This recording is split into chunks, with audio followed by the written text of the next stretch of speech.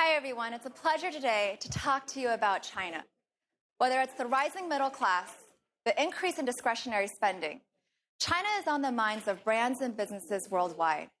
Today, I'm going to talk to you about trends in China, how it's becoming a mobile-first, seamlessly mobile society, and how China is actually leapfrogging many technology platforms that we're still using here in the US. Now, when you think about China, there's a lot of people in China. And with this large population comes economies of scale, comes low-cost labor, and a number of other factors. But the number I want to point you to on this screen is the 656 million smartphone users in China. That's twice the population of the United States. In addition, these smartphone users are often clustered in the cities represented on this map. There's extremely high density in China, and density allows for new business opportunities. For example, take all the online to offline companies out there, whether it's on-demand delivery of food, floral arrangements, masseuses. These things can have great unit economics in China because you might have 10 deliveries per building. Therefore, you can justify that transportation cost and time. To give you a sense of China's density, Beijing has over 23 million residents. That's almost the population of the entire country of Australia. Shanghai has even more people. And as a result, when all of these people are using their smartphone and companies, brands, and businesses are using mobile as well, the mobile has become the remote control of our lives in China. Now, naturally, you assume people will use mobile in the morning when they wake up to check the news and check the weather. But people in China take it a step further. They use their cell phone to hail a taxi, to pay for that taxi, to order their lunch, to pay for their lunch, to send documents, PDFs, Excel statements to other coworkers. They are using mobile to run their entire lives. You can do things such as donating to charity. You can even make arrangements for getting your marriage certificate or a birth certificate. And the main app that has been driving this dynamic, this mobile-first seamless society in China, is WeChat. This headline by Bloomberg, Life in the People's Republic of WeChat. In China, there is such high usage of WeChat that the online and the offline worlds are able to connect. WeChat has over 800 million monthly active users. 90+% of them are in China. And remember, there's density. So let me give you a couple examples of how people are using WeChat. Here you see screenshots of booking a doctor. I can open my WeChat app, look for a doctor with the right specialty, get their reviews, figure out how much they charge, and then actually even book my appointment, all on my smartphone. After the appointment, I can even use my smartphone to pay for this doctor visit, to order my prescription drugs, and get those drugs delivered to my doorstep. It's not shocking, therefore, when you think about WeChat being a dominant mobile app in China. People are spending hours on this app every single day. Here's another example of how you can pick up your kids when they're at kindergarten. This particular kindergarten decided to plug into WeChat and create an official account. And I can use WeChat at any time of the day to get a status update on how my kids are doing. I can even look at a photo of the person who picked up my child to make sure that my kids are safe. Well, what about something that has an everyday use case? Ordering McDonald's. In China, even 5 years ago, you could order McDonald's and get it delivered to your doorstep.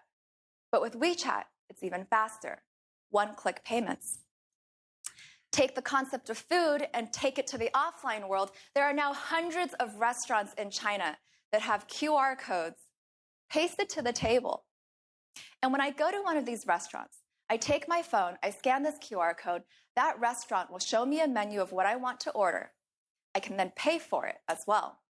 Most importantly, that restaurant knows not only what branch I'm at, but what table I'm seated at and what side of the table I'm seated at. So I never need to worry ever about splitting the bill. And restaurants always save a tremendous amount on waitstaff. In these examples, you can see how WeChat is connecting the online and the offline world. Therefore, it's not just a gateway, a remote control for our digital lives, but our real, our physical, our entire lives in China as well. Here are just a number of the use cases people are using WeChat for. Again, things such as even paying their traffic bills are possible, all with their smartphone. Now, when you think about this online and offline world, there are actually two components that are the plumbing to make this seamless mobile society work. And those two things are payments and QR codes. And they're actually very intertwined in China.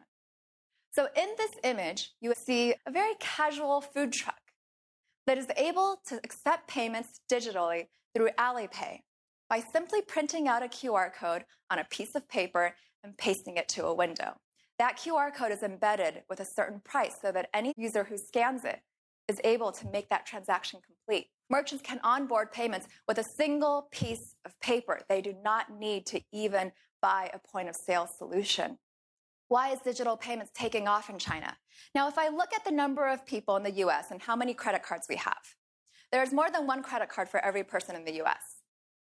But then if I look at the Chinese population of 1.36 billion people, and I add up all the American Express cards, all the Visa, all the MasterCards, I get less than 436 million credit cards. China is a cash and a banking card society, and therefore digital payments is their way of leapfrogging credit cards altogether. In this example, you can see someone taking their mobile phone, scanning this QR code, and completing a transaction. Alipay and WeChat payments are the dominant payment players here in this digital landscape. But what's important to understand is not only are they making payments more efficient and helping people save time, they're adding functionality. They're actually making payments better, allowing for brands and businesses to now have new ways to think about brand engagement. Let me help you understand why. You see that food truck example that I showed you earlier? When I made that payment, I would have the option of following that food truck's account.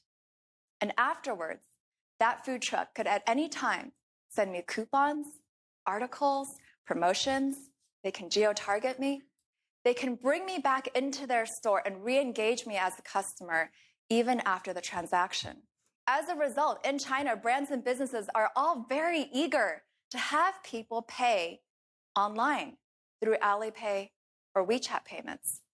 In fact, now, if you go to a bunch of stores in China, paying through digital payments will get you a discount, and it will actually be cheaper than if you paid with cash. So now that brands and businesses have this new way of re-engaging with customers, let's try and understand, what does that brand engagement actually look like? This is an example of what advertising looks like on WeChat. Now, these might look like normal screens of what an ad might look like on Twitter or Facebook. You see at the first screen, there's an app installed, and the middle one is how to follow an official account. The one on the right is a sponsored post to my news feed. But in China, this is just very traditional advertising. You see, the real opportunity is around brand engagement through official accounts and very unique marketing campaigns. I'll give you a few examples. Xiaomi, a global maker of handsets and tablets, decided to put on a very unique marketing campaign in China when they launched their Mi Max phablet, a phone that has a 19-day battery life. To prove that it had a 19-day battery life, they decided to live stream this phone on a table for 19 days straight. And someone at every hour would go to that phone, tap it to show that it could still turn on and that the battery was still running. Now, 39 million people in China watched this live stream at some point. 39 million. And they even let people leave comments. They gave around 700 phones away. And most importantly, the media paid attention. Around day 15, you'd get articles like, wow, day 15, the Mi Max is still going. Day 16, wow, the battery's still alive. Day 17, wow, check out this phone, the live stream's still on. Imagine the amount of free PR Xiaomi was able to get for this phone for a very, very cheap campaign. Here's another example. KFC, which has a very different menu in China, decided to launch a coffee service to go up against McDonald's. And to promote this in Shanghai, they printed QR codes and pasted them on bus stops and told people to go find those QR codes and scan it with WeChat. You would then receive a digital coupon. You could go into a KFC store and you could redeem it for an edible cup. It only lasted a couple of days, and it only happened in a few cities. But so much media attention was grabbed by this one marketing campaign. Here's an example of Sephora, When Sephora decided to integrate with WeChat, they wanted to connect the Sephora account as well. So in this CRM example, you can now use WeChat, connect to Sephora, and at any time check your points balance. Get very personalized news sent directly to you. Now, this kind of functionality is not that interesting when you think about it inside a Sephora app. You'd expect this kind of functionality. But the point is, it doesn't have to live inside the app. This is as if I went on Facebook, used the Facebook app, and through Facebook checked my Sephora points balance. That's the difference. Now, brands and businesses don't have to work and get people to download a standalone app in China that they might only use once a month, once every couple of months. The bar is much, much lower when you ask someone to simply add your official account, but you have all the same ways of re-engaging with that customer. Burberry, when they decided to figure out their WeChat strategy in China, in 2014, they actually did a 360 view of a fashion show. They let designers even send audio messages, and they let celebrities send text messages. In the middle, you see screenshots of another campaign they did after that, where they created a small game where you could send a digital cashmere scarf to a friend, again, focusing on the viral word-of-mouth component. The example of Uniqlo is a great one. Uniqlo took their physical stores and outfitted them with monitors and cameras. People could then go to these cameras, take a photo of themselves in Uniqlo clothing. That photo would then be superimposed on a great background, of course branded Uniqlo, and then sent to their WeChat account. A third of the people who received this photo shared it on their WeChat news feed. There was a 30% increase in sales for items that were featured in this campaign. And Uniqlo followers went from 400,000 to over 1 million. Now, that last statement's a very important point because in China, when you're creating these official accounts, it's up to you as the brand and business to go get all of your followers. WeChat doesn't create a store or a list of top brands for consumers to follow. Therefore, brands and businesses in China are challenged to come up with these creative, viral, one-time marketing campaigns that people want to share in their newsfeed, that people want to start talking about. It also means that brands and companies in their physical spaces are putting QR codes or other kinds of campaigns to get people to log on and create a connection to their official account. So all the things I've talked about so far focus on marketing. I want to also give you an example of what China is doing to close the transaction. And through that, of course, I have to talk about Alibaba. Alibaba has a number of products, but Taobao and Tmall are probably the most well-known. Taobao being the eBay of China, except it has a much, much higher market share. Well, this year, Taobao decided to add a live streaming component, which means that their sellers can now live stream and engage with buyers across all of China. Now, what do they talk about?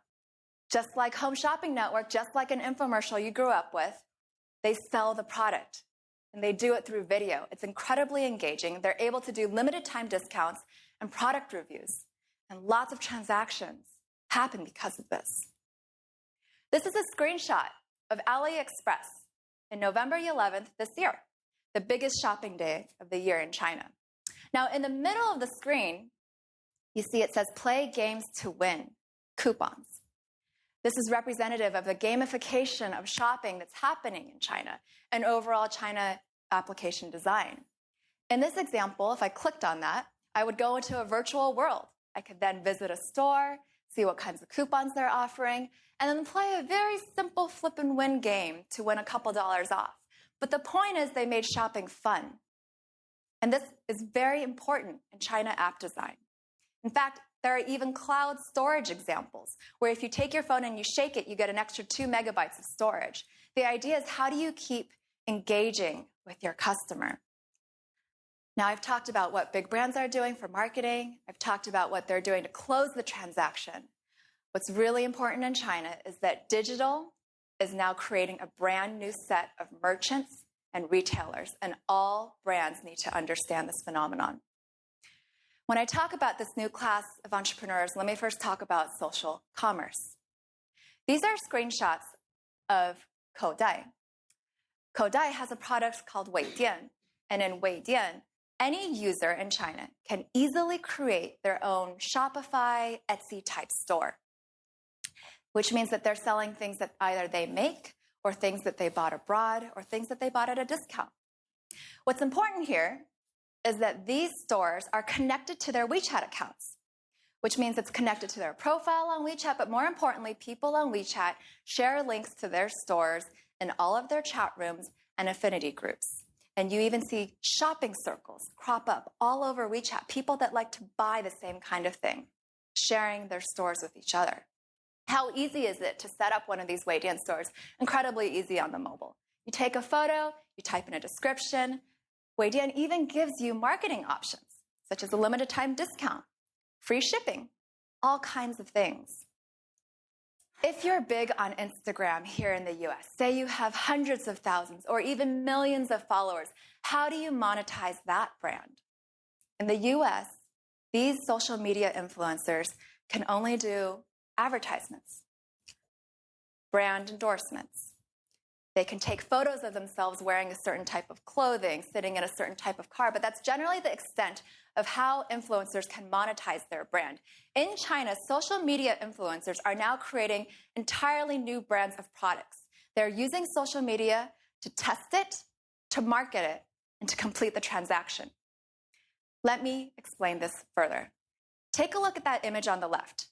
This woman can easily go to a factory that will make one dress instead of requiring 10,000.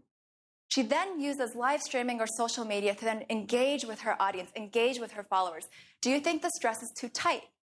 Should I make it in pink? Should I add some ruffles? What do you think about the size? And from that feedback, she can gauge how she needs to tailor make that product to her audience, and also how many people even want to buy that item. She then goes to the factory, makes a run of that product, and then uses social media to sell it. There's very little waste in this system. And these influencers are doing this not just with fashion and clothing, but also travel products, household goods, baby products. And it's becoming a very big phenomenon. This whole category of influencers in China, they're called Wanghong, which translates to internet famous. But remember, in China, they're taking that fame and they're monetizing it in completely different ways. Xue Li here, in 8 months in 2015, sold almost $30 million US of merchandise in her Taobao store. She's not famous from a TV drama, from movies. She's not a singer. This is pure social media influence at play. But it plays out very differently in China. Ling Ling, the woman in the middle, she makes hundreds of thousands of renminbi every single month selling her goods. One of the most famous ones, Zhang Dayi, at her peak, has sold 5,000 garments in 2 seconds. On Taobao, if you look at 5 out of the top 10 female clothing brands, 5 out of the top 10 are run and operated by internet influencers. Can you imagine in the US if the top women fashion brands were run by our internet influencers? China is a completely different world. And it's not just in fashion, remember, it's spreading across all kinds of categories. Now, how are these people selling on social media? Of course, they have the equivalents of Twitter, of Facebook, and so forth. But they also have a new tool, a new platform they're able to engage, which is live streaming. Live streaming is a massive new phenomenon in China. It's only about 1.5 years old. Credit Suisse estimates it to be a $5 billion industry, which is only $2 billion less than all of China's box office. It's massive. And when it moved from the PC to the mobile, something very interesting happened. They focus on the front camera on your cell phone, not the back camera. It doesn't matter where you are, what you're looking at. It's all about engaging, and it's all about talking with your audience. It's all about having conversations. And what better way to sell products? It works tremendously well for e-commerce in China. Here's an example of a live stream. On the left, you see a digital Porsche that someone decided to send this broadcaster. That digital Porsche lives for only a couple seconds, and it costs the sender $45 US. That broadcaster gets to take home $15 to $20 of it. And because the broadcaster made some money, The sender can ask her to say thank you, to say their name, to sing a song for them, or maybe even invite them to do a co-broadcast so the sender can be internet famous for a little bit as well. These digital stickers are the secret sauce for why live streaming is taking off in China, because live streaming requires this flywheel effect to be in full play. You see, when people have engaging content, when they talk to their audience, those viewers send stickers, which are really just micropayments. Those stickers make the broadcasters lots of money. Some people are actually using this as their full-time jobs, and there are agencies cropping up all over the place signing up these broadcasters. And these broadcasters, therefore, have the monetary incentive to continue the conversation and create even more engaging content. It's become so popular and so widespread that even traditional content is taking notice. The two screenshots of the left, this is from a very famous TV show in China who decided to use live streaming for distribution. In fact, in China, in June this year, China announced that over 46% of the internet population in China used a mobile live streaming app. I'm talking hundreds of millions of people in China used a mobile live streaming app. The photo on the right is quite fun.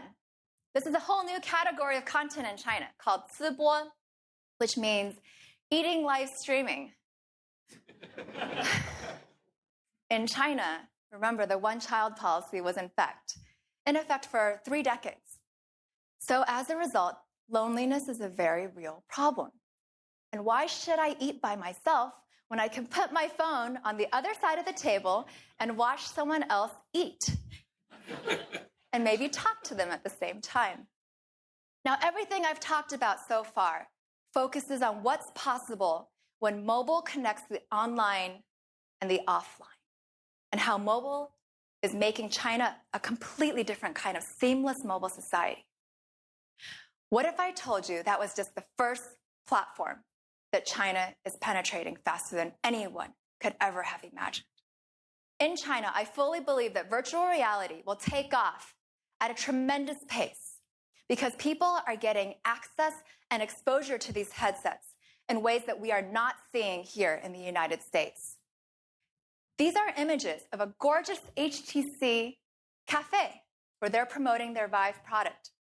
There are already over 300 of these arcades and cafes in China, and HTC alone has pledged to build hundreds more.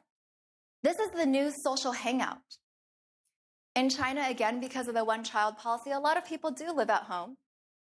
And because malls are not as built out in a lot of the second and third tier cities, this is their equivalent of meeting up at Starbucks. So imagine the amount of exposure and access that people are getting to the best headsets, the best content. And the demand for VR content in China will only increase, and brands and businesses, of course, will follow, because they always follow where their young generation goes. Now, the 3 categories I've talked about, communication, payments, entertainment, I hope I've shown you how China, by being a mobile-first society, is completely leapfrogging the legacy systems that we're still saddled here with in the US. For communication, everyone is plugged in and using WeChat to connect the online and the offline. That connection is made possible by payments and QR codes, largely powered by Alipay and WeChat payments. And in addition to television, people are now tuning into live streaming and virtual reality content. China is developing in a very different way than the Western world. And remember, a lot of the things I've talked about are also very unique to China, whether it's because of their low-cost labor, economies of scale, their population density, and so forth. But I hope as you study how the country has turned out so differently and what a mobile-first society can truly look like, that I've given you some inspiration as you think about how to take your brands and businesses and make them global. Thank you.